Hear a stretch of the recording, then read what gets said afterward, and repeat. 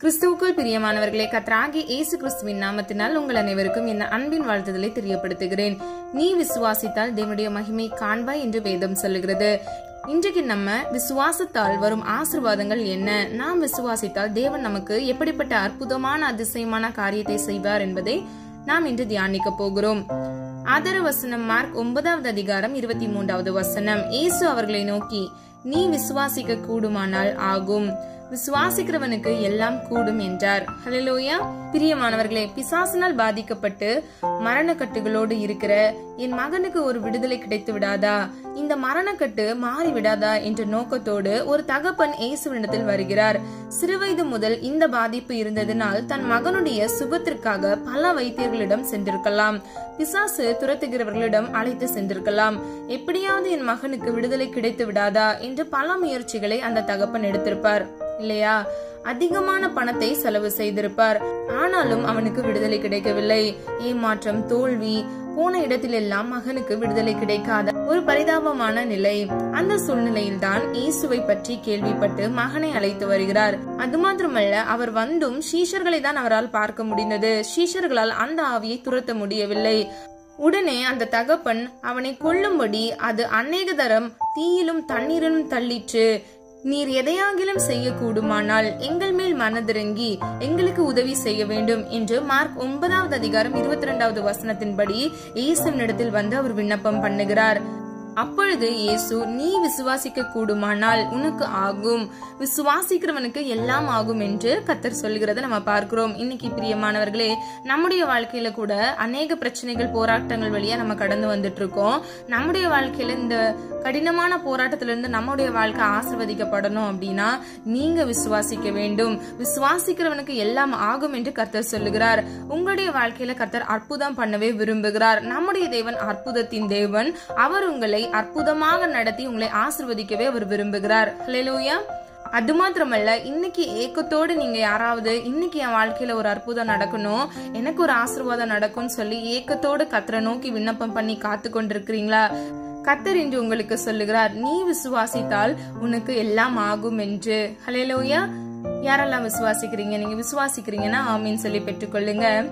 பிரியமானவர்களே, அவர் மாத்திரமே உங்களை ஆசீர்வதிக்க முடியும். அந்த தகப்பன் மூலியமாக அவருடைய மகனுக்கு எப்படி விடுதலை கிடைத்ததோ, இன்று குமாரனாகிய கர்த்தராகிய இயேசு கிறிஸ்துவின் நிமித்தமாக உங்களுக்கு விடுதலை கிடைக்க போகிறது. ஹல்லேலூயா. பிதாவாகிய தேவனின் கண்களில் உங்களுக்காக ஒரு இரக்கம் கிடைக்க போகிறது. பிரியமானவர்களை, நீங்க விசுவாசிச்சா மட்டும்தான் கர்த்தர் உங்களுடைய வாழ்க்கையில அற்புதத்தை கட்டளையிட முடியும். ஹல்லேலூயா. மனிதர்கள் மேல் விசுவாசம் வைக்காமல் இயேசுதான் என்னை ஆசீர்வதிக்க முடியும் என்று அவர் மேல் நீங்கள் விசுவாசம் வைத்தால் உங்களுக்கு அற்புதம் நிச்சயமாக நடக்கும். பிரியமானவர்களே, சில பேர் பாருங்க, இது தீர்க்க முடியாத பிரச்சனை என்று சொல்லுவாங்க.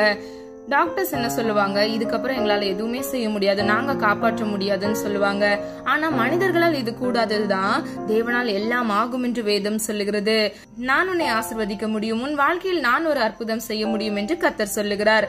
பிரியமானவர்களே, இந்த அற்புதத்தை நம்முடைய வாழ்க்கையில எப்படி பெற்றுக்கொள்ளலாம் என்பதை நம்ம வேதத்தின்படி பார்க்க போகிறோம். விசுவாசத்தினால் தான் பெற்றுக்கொள்ள முடியும்.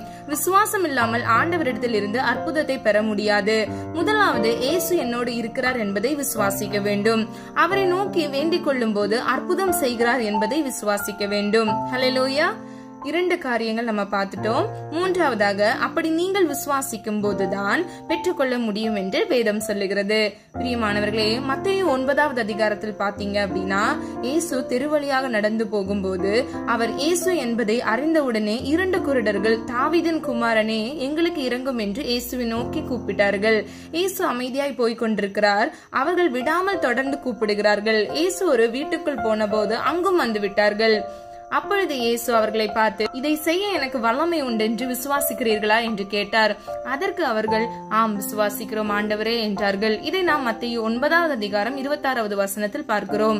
பிரியமானவர்களே, அப்பொழுது இயேசு, நீங்கள் விசுவாசத்தபடி உங்களுக்கு ஆக கடவது என்று சொன்ன உடனே அவர்கள் பார்வையடைந்தார்கள் என்று வசனம் சொல்லுகிறது.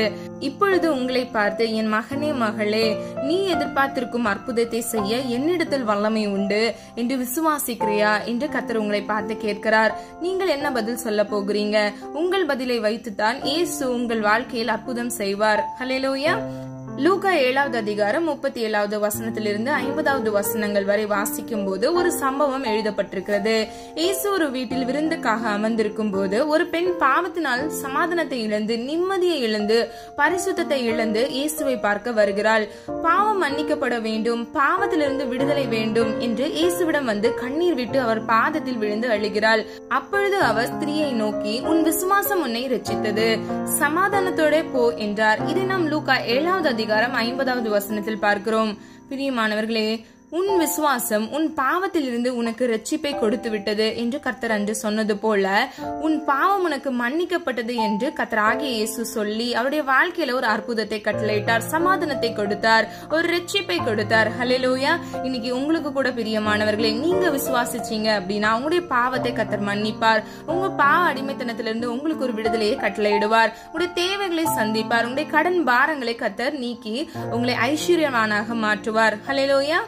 பிரியமானவர்களே, நீங்க ஒன்னே ஒண்ணுதான் செய்யணும். உங்க விசுவாசத்தை கர்த்தர் எதிர்பார்க்கிறாரு. நீங்க அந்த குருடர்களை போல, அந்த ஸ்திரீயை போல நீங்க கர்த்தரிடத்துல போய் நீங்க ஒப்பு கொடுக்க வேண்டும். அவரிடத்தில் போய் நீங்க விண்ணப்பம் வழியாக நீங்கள் விசுவாசிக்கும் போது உங்களுடைய வாழ்க்கையில அற்புதம் நடக்கும். ஹல்லேலூயா. விசுவாசம் இல்லாத இடத்துல கர்த்தர் அற்புதம் செய்யவில்லை என்று வேதம் சொல்லுகிறது. அவர் அந்த இடத்தை விட்டு அப்புறம் போய்விட்டார், கடந்து போய்விட்டார் என்பதை நம்ம பார்க்கிறோம். இன்னைக்கு நீங்க பிரியமானவர்களே எவ்வளவோ ஜெபிக்கிறீங்க, ஆனா உங்ககிட்ட 100% விசுவாசம் இருக்கா? நீங்க விசுவாசிச்சீங்க அப்படின்னா உங்களுடைய வாழ்க்கை ஆசீர்வதிக்கப்படும். அதுல எந்த மாற்று கருத்தும் கிடையாது. நம்முடைய தேவன் பட்சபாதம் உள்ளவர் அல்லவே என்று வேதம் சொல்லுகிறது. அவர் நல்லோர் மேலும் தீயோர் மேலும் ஒரே நேரத்தில் மழையை வர்ஷிக்க பண்ணுகிறார். நீங்க கர்த்தருடைய பிள்ளையா இருந்தீங்க, நீங்க நீதிமானா இருந்தீங்க, நீங்க கர்த்தரை விசுவாசிச்சீங்க, கண்டிப்பா உங்களுடைய வாழ்க்கையில அற்புதத்தை தேவன் கட்டளையிடுவார். ஹல்லேலூயா. நம்ம எல்லாரும் ஒரு மனதா ஜெபிக்கலாமா? அன்பின் பிதாவே, அப்பா, எங்கள் ஒவ்வொருவரும் இந்த கருத்துல ஒப்பு கொடுக்கிறோம். அறிந்தும் அறியாமல் செய்த தவறுகளை மன்னிங்க. இன்னைக்கு உங்களுடைய பிள்ளைகளுடைய வாழ்க்கையில அற்புதத்தை கட்டளையிடுங்க தகப்பனே. நீர் அற்புதத்தின் தேவனே. தேவனால் செய்யக்கூடாத காரியம் ஒன்றுமில்லை தகப்பனே. நீ விசுவாசித்தால் தேவனுடைய மகிமை காண்பா என்று வேதம் சொல்லுகிறது. விசுவாசிக்கிறவனுக்கு எல்லாம் ஆகும் என்று வேதம் சொல்லுகிறது. விசுவாசத்தை வர்த்திக்க பண்ணுங்க. இந்த காணொலியில் என்னோடு ஒரு மனதா இணைந்து ஜெபிக்கிற ஒவ்வொரு பிள்ளைகளுடைய வாழ்க்கையில அப்பா இருக்கிற தடைகள், அப்பா, எல்லா போராட்டங்கள் இயேசுவின் நாம நிர்மூலமாக்கி போடுங்க. சத்ருவானவன் கெச்சிக்கிற சிங்கம் போல பிள்ளைகளுக்கு விரோதமாக எழும்பினாலும் அப்பா, நாங்கள் பொல்லாப்புக்கு பயப்படாதவர்களாக, சத்ருவின் தந்திரங்களை மேற்கொள்கிறவர்களாக, இயேசுவின் நாமத்துல ஒரு கிருபை பலன் உண்டாவதாகப்பா. விழுந்து போக கூடாது தகப்பனே. அப்பா, இந்த உலகத்தை சார்ந்து ஒத்த வேஷம் தரித்து நடக்க கூடாதுப்பா. விசுவாசத்தில் மேலோங்கி நின்று அப்பா வாக்குத்தத்தம் பண்ணின ஜீவகிரீடத்தை நாங்கள் ஒவ்வொருவரும் இந்த விசுவாச ஓட்டத்தில் ஓடி பெற்றுக்கொள்ள, சுதந்திரித்துக் கொள்ள கிருபை செய்யுங்க. ஒவ்வொரு நாளுக்கான தேவைகளை கர்த்தர் சந்திங்க.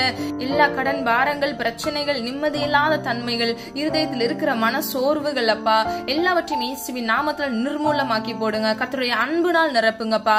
உச்சம் தலையிலிருந்து உள்ளம் கால்வரை இயேசுவின் ரத்தத்தின் வல்லமையினால் அப்பா பிள்ளைகளை அப்பா வணைந்து கொள்ளுங்கப்பா. அவர்கள் விசுவாசிக்கும் போது அற்புதத்தை காண கர்த்தர் கிருபை செய்யுங்கப்பா. அற்புதத்தை கண்டு சாட்சியுள்ள வாழ்க்கை வாழ கிருபை செய்யுங்க. இவர்களும் ஆசீர்வதிக்கப்பட்டு அப்பா இவர்களுக்கு பின்வருகிற இவர்கள் சந்ததிகளும் இயேசுவின் நாமத்தில் ஆசீர்வதிக்கப்பட்டு பிறருக்கும் ஆசீர்வாதமாக இருக்க கர்த்தர் கிருபை செய்யுங்க. நம்முடைய நாம மகிமைக்கென்று அப்பா பிள்ளைகளை அப்பா உயர்த்துங்க. ஆண்டவரே, எந்த இடத்துல எல்லாம் அவங்க தலை குனிஞ்சு நின்னாங்களோ அந்த இடத்துல இயேசுவின் நாமத்தினால அப்பா தலைகளை நிமிர பண்ணுங்க. ஆசீர்வதிங்க தகப்பனே. அப்பா, துக்கப்பட்ட நாட்களுக்கு பதிலாக, வேதனைப்பட்ட நாட்களுக்கு பதிலாக இரட்டத்தனையான நன்மையை யோபுக்கு கொடுத்தது போல நம்முடைய பிள்ளைகளுக்கு இயேசுவின் நாமத்தினால அப்பா சுதந்திரித்துக் கொள்ள கிருபை செய்யுங்க. பிள்ளைங்களை ஆசீர்வதிங்க, பாதுகாத்துக் கொள்ளுங்க. கண்மணி போல் கூட இருந்து வழி நடத்துங்க. நாம மாத்திரம் மகிமைப்படுவதாக எங்களை தாழ்த்துகிறோம், வறுமையாக்குகிறோம். இயேசுவின் மூலம் ஜெபிக்கிறோம் பிதாவே, ஆமீன். பிரியமானவர்களே, இந்த வீடியோ உங்களுக்கு பிடிச்சிருந்துச்சுன்னா லைக் பண்ணுங்க, சப்ஸ்கிரைப் பண்ணுங்க மற்றும் பெல் ஐகான் கிளிக் பண்ணுங்க. God bless you.